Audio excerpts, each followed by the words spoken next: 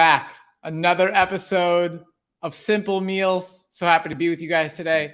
We're going to focus on what foods to eat to reverse insulin resistance. That's what we're going to talk about today. I'm not in the kitchen. I am not making a recipe today. Hopefully I'll be back in the kitchen next week. But today I really want to talk about, again, simple meals, exactly what foods to eat. And I also want to extend an opportunity for you all to join our personalized coaching program and have the chance to be a part of our 6-week blood sugar transformation challenge. It's an incredible opportunity. So I'll talk to you more about that as we go through the show today. But what happens is people who are interested in changing their life, they book a call with us. Okay. You book a discovery call. You talk to an enrollment specialist. Okay. And I have done a lot of those calls myself, and I get to talk to a lot of you guys. And I've been doing that for many years now, and it's a lot of fun.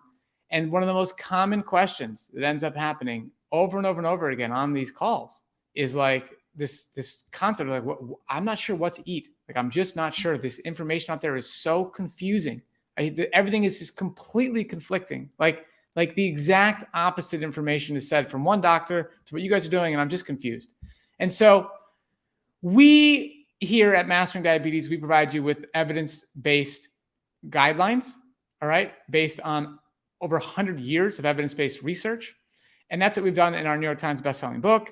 That's what we do on our website with our articles and our information. So I'm going to go through a very simple guide here, very simple guide of what foods to eat.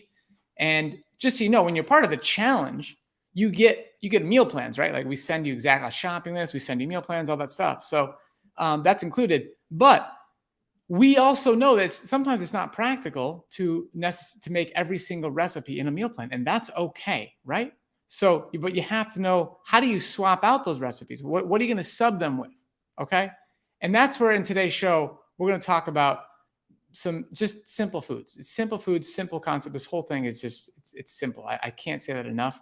And so post your questions in the chat box, and the producer, Bess, she's amazing. She will be highlighting them, and then I will get to them at the end of the show and make sure your questions are answered. So in the meantime, what I'm going to do here is I'm going to share my screen. So I'm going to click share. Let's see how this works here.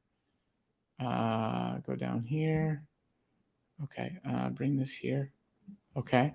I'm going to click share. Share screen.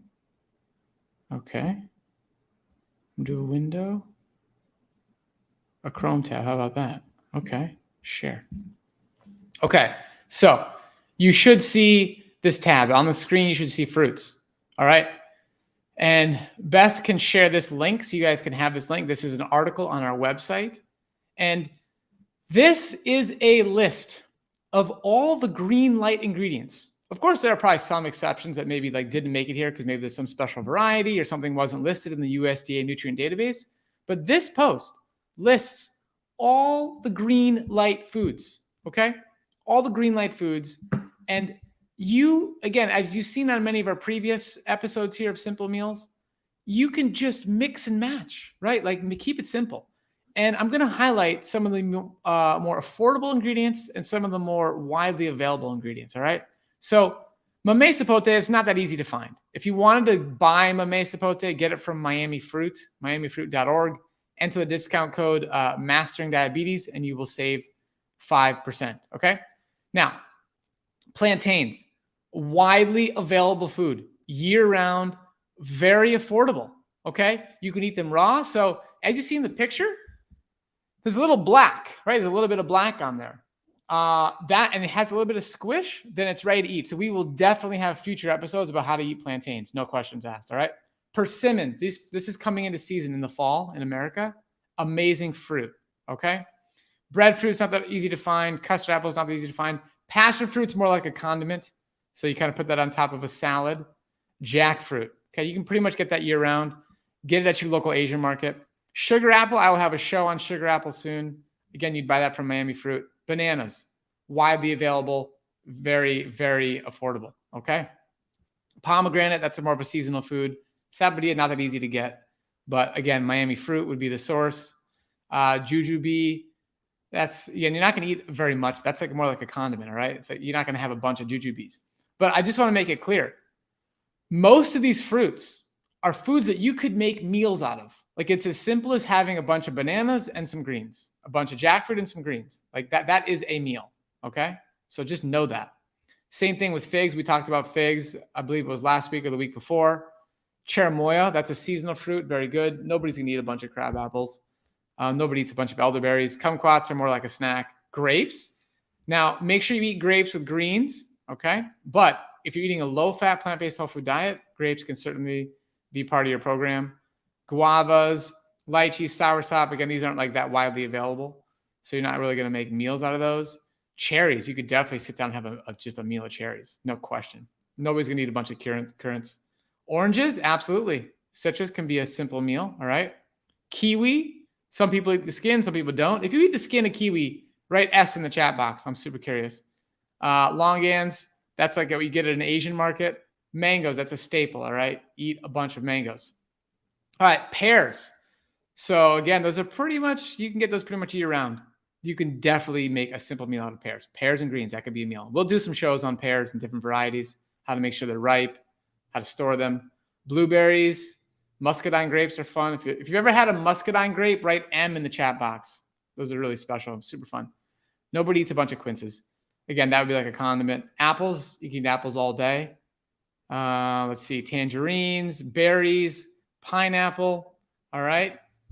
We have apricots. Okay, those are seasons almost to an end, but amazing fruit. Loquats, clementines. All right. And again, guys, these are all green light foods. These are the foods you eat when you're looking to reverse insulin resistance. You got to keep your fat intake low while including these foods, and you're going to see your blood sugar decrease and your insulin sensitivity increase. All right. Nectarines, fantastic. Nobody eats a bunch of horned melon. Blackberries. Mulberries are a special treat. Papayas are a staple for me. Grapefruit. Asian pears. There's a lot of different varieties of pears, of course, but 2 different types of pears made it on this list. Prickly pears, that's not that common. Peaches, go to town on peaches. Pomelo and melons. All right, honeydew, cantaloupe. We have watermelon down here. All right. So that's a small snippet of the variety of melons that exist, but enjoy melons. All right. So those are the fruits. That's the basic list of all the green light fruits. And then we move into starchy vegetables. And notice, I've said this over and over again on this show. I can't say it enough. You have to learn how to eat enough calories. Okay. If you just tried to start making fruit meals see how it says 136 calories per pound, 145, like the volume of food you'd have to eat in order to be satisfied it's too much. Like it's going to be hard to like eat enough strawberries to be satisfied. So you'd have strawberries in addition to bananas, because bananas are almost 3 or 4 times more calorie dense. Okay. So that's important to note. So when we get in the starchy vegetables category, that all these sections are organized in order of calorie density, because you have to put an emphasis on the calorie rich green light foods. You have to be satisfied, because even these foods, even these ingredients, the volume is going to go up compared to the other foods you were eating before. And so that's why on our program, you eat more and you weigh less. Truly, because these foods are so low in their calorie density compared to other foods. All right. So yuca is a great option. You're probably going to need some flavors, like a dressing or some sort of sauce or something on top of it, put it in a recipe. It doesn't taste that great by itself. Same thing with taro. Yams, fantastic flavor. Potatoes, corn, white potatoes, sweet potatoes, red potatoes, parsnips. All right. Parsnips tend to be good if you bake them. Not so good. Not as good as like a carrot on its own.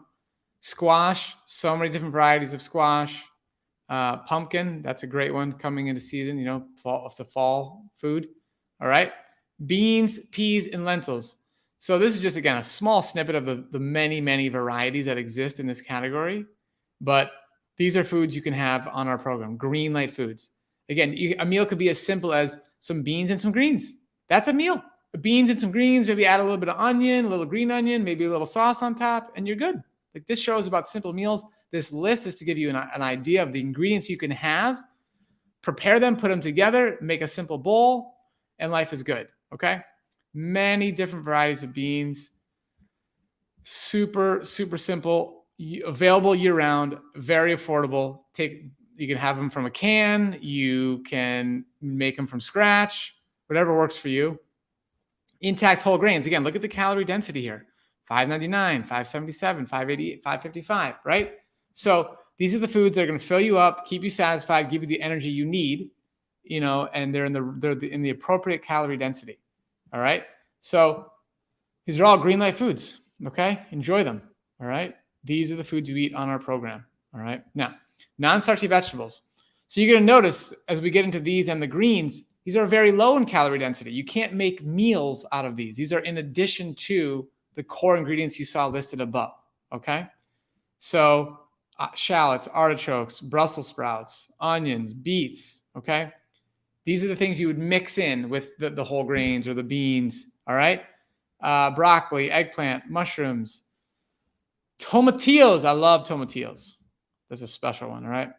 Peppers, all the different colors of peppers. All right. We have all kinds of stuff here. Cauliflower, okra. All right.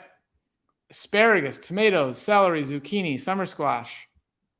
These foods are amazing. All right. So again, we'll be constructing plenty of these meals over time on the show here, but I just want to give you guys some ideas and inspiration today to get started. So many different greens. All right. Green onions, kale, arugula. Oh, I love arugula. I love arugula so much. Spinach. All right. So there's a lot of variety to try as well. Sometimes I think go back to this list if you're getting bored, like, oh, I want to try something new. This is a good place to go. All right. Herbs and spices. Enjoy those. And then we have some yellow light foods listed just so you can learn. Do you see the difference in the calorie density? 3,260 calories per pound. A very small amount is going to provide you with a lot of calories and a lot of fat. All right. So that's why these are in the yellow light category. We have a lot of nuts and seeds listed here. Coconut meat's a yellow light food. And then let's see. Dates because of the calorie density.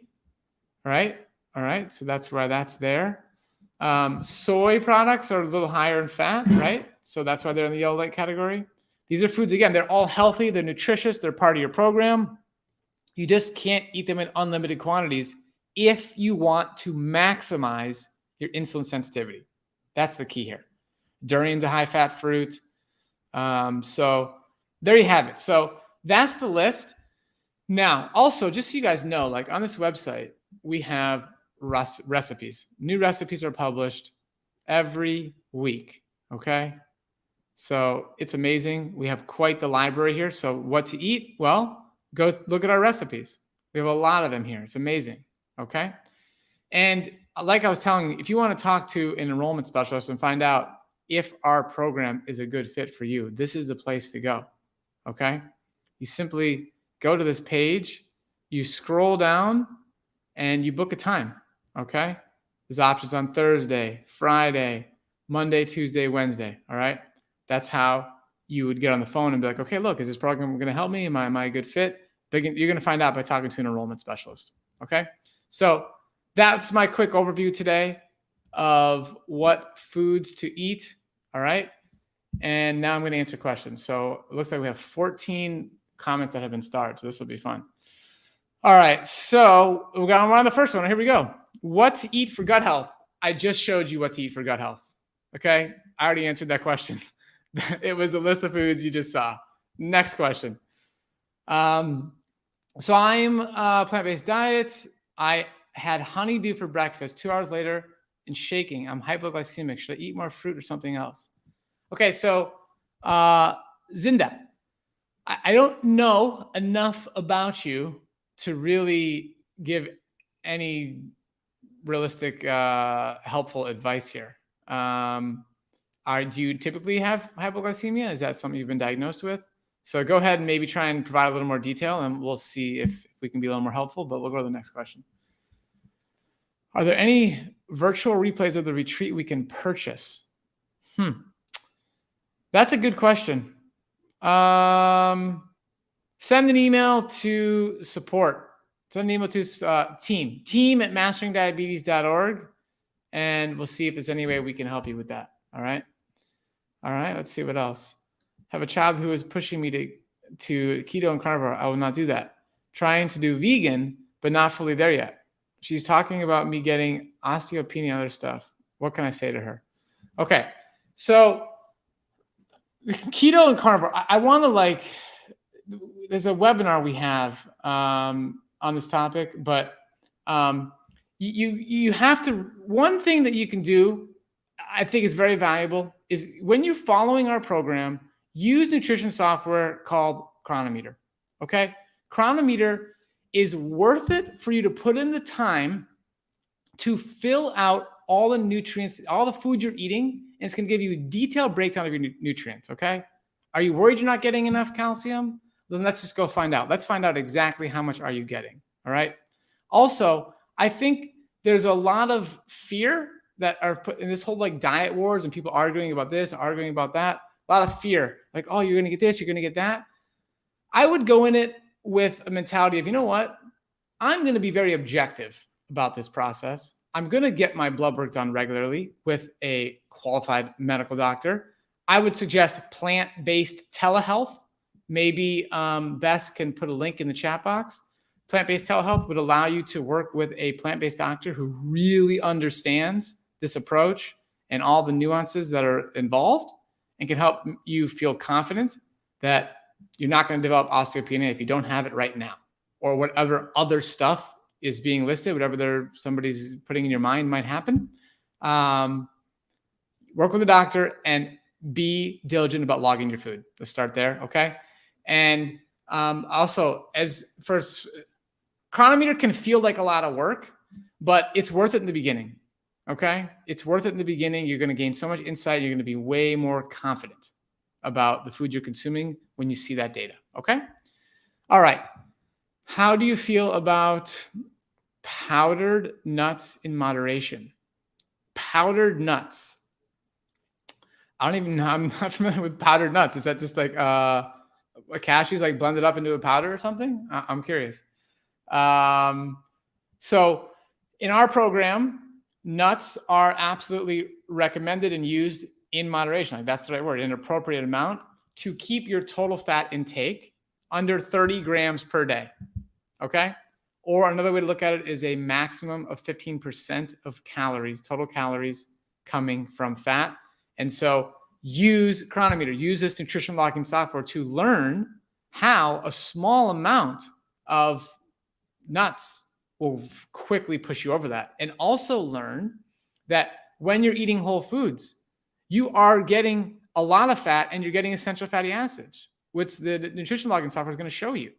So for example, I'll go a day without eating any nuts or any high fat foods like avocado or any seeds, and I will still consume over 20 grams of fat just from eating whole foods. That's just coming from foods like mangoes and lettuce and tomatoes and berries. That's it. So those foods include plenty of fat. We've also written about this in detail in our book, so check that out. Maple syrup, it's not going to be recommended. In small amounts, it's fine, right? So this is something where when we work with a coach, right? You work with a coach, you clearly articulate your goals, where you're trying to go, and you're working with your coach on a day-by-day basis to get there. Let's find out, on an objective basis, through objective data, what is maple syrup doing to your blood glucose levels? How is it impacting your weight loss goals and how much you're incorporating it into your program? So it's a personal choice, and we got to take it one day at a time in line with your goals. All right. Is it possible to bring down my A1C in a month? What foods to eat? Yes, it's absolutely possible to bring down your A1C in a month. It's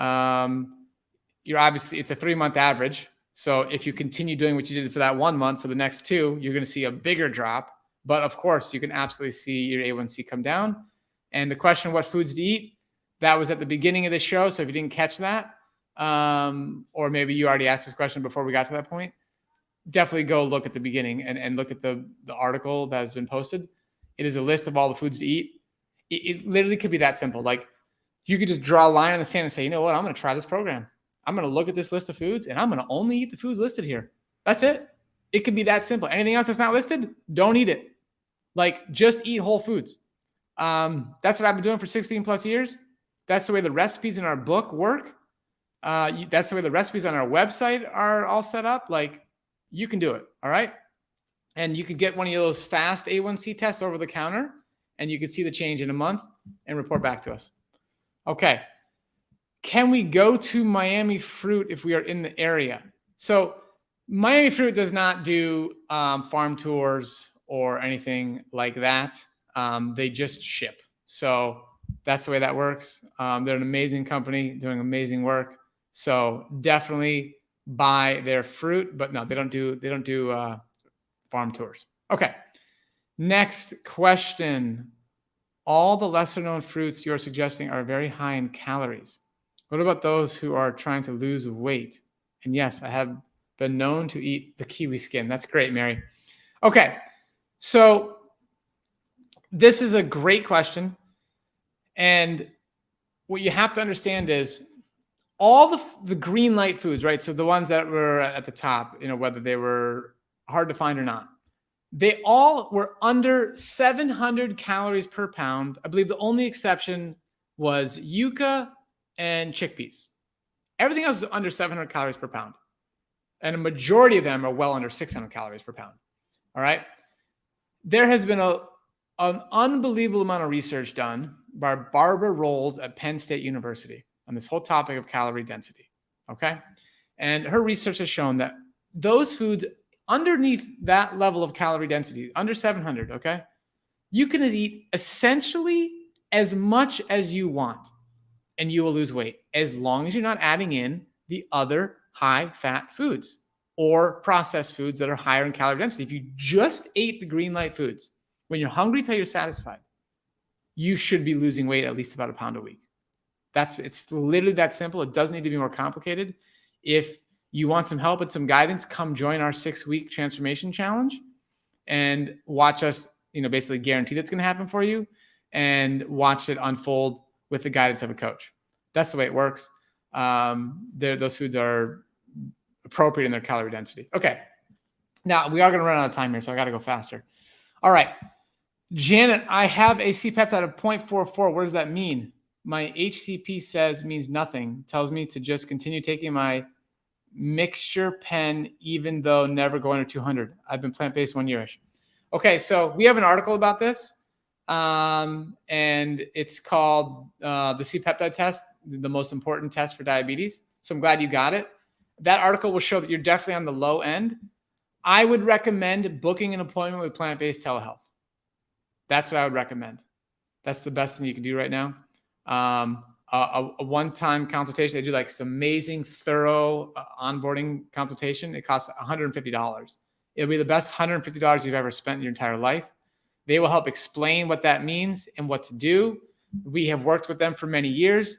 They are very aware of our program and how to help people, and you will get a lot of support. They also know a lot about C-peptide tests and diabetes antibody tests because we've been working together on this for many years, and the volume of clients that we've been able to work with has taught us all a lot, and we can bring that experience to you as a team. So it's low, and it looks like you're taking some medication, and it looks like your blood glucose levels are high. So you definitely should take action. So that's my recommendation. All right, next question. When will my body accept these and become normal as far as elevation versus drop in glucose levels? I love these foods. Also, what foods are good muscle builders? I do CrossFit every morning and martial arts at night. Okay, that's fantastic. So if you're not in our coaching program already, you're the perfect candidate, right? This is already a good sign that you're fit. Looks like you're doing the work, you're putting in some effort, but something about the elevation and then the drop is not what you want it to be.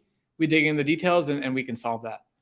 As far as muscle building, you're simply gonna have to make sure you're getting in enough calories. And if you want to focus on some more protein-rich foods, you can absolutely do that. And our coaches can also help you do that as well. Cyrus is a big CrossFitter, so he's a good example of what you can do to put on some muscle. All right, white rice versus white potato, which one's better? Oh, sorry, white rice versus white pasta, which one's better?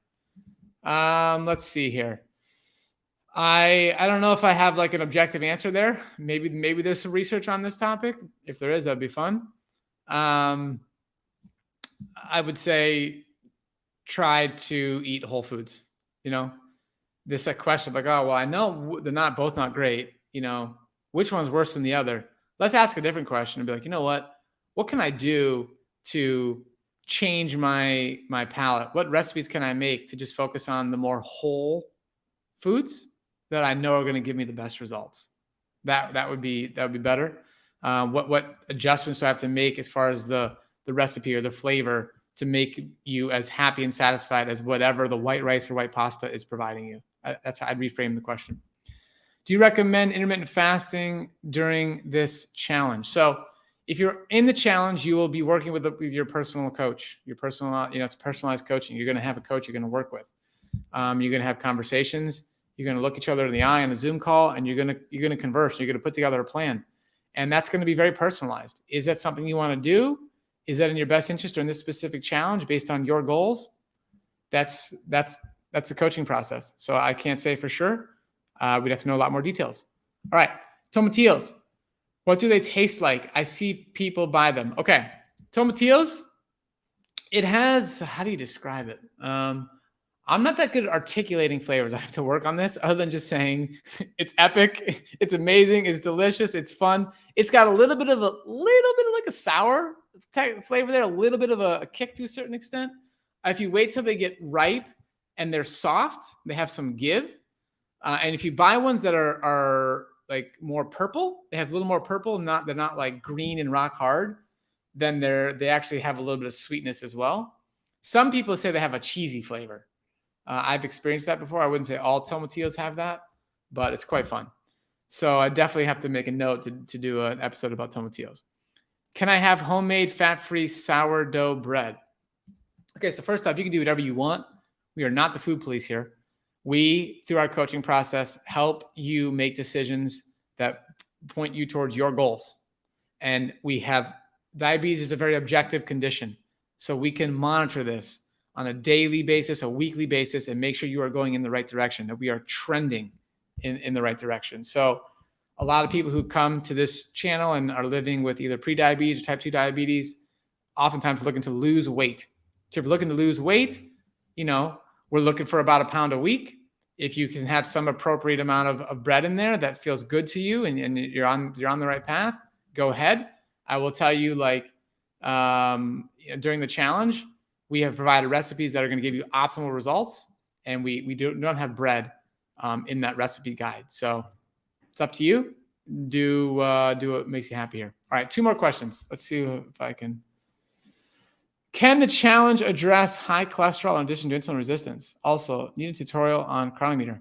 I find that it takes a lot of time to input data. All right, so yes, learning how to use chronometer is part of our coaching program. We provide teaching, we provide support, community around that, because it's such an important part of truly understanding what you're doing, truly understanding your total fat intake, your carbohydrate intake. So that's part of the program. And yes, the program we've created that maximizes your insulin sensitivity also is improving your cardiovascular health. And we see a lot of people dropping their cholesterol. That's expected on our program. Okay. All right. So thank you. This is very helpful. When does the challenge begin? Okay. So the challenge is an ongoing opportunity for you to join. So there's many opportunities. There's many cohorts. So the best thing to do is book a discovery call. So the URL going down the bottom of the screen here, masteringdiabetes.org/coaching. That's where you would go. You book a time. We have to make sure you're a good fit. Make sure we find the right coach for you, the right time of day that works with your schedule. So we have groups focused on specific things. Some groups are focused on weight loss. Some groups are, only for people living with insulin-dependent diabetes. So we have to really make sure you're a good fit and get you aligned in the right place. All right. So cool. Vegan packaged food is just good news about a bad habit. That's right, William. That's right. Okay, guys, I appreciate you joining me today. Every Wednesday, 1:00 p.m. Eastern. And we will be hopefully back in the kitchen next week. If not, we'll still have some fun right here in the studio. But thanks again. Have a great day. Again, sign up for a discovery call. All right. Talk to you later. See you.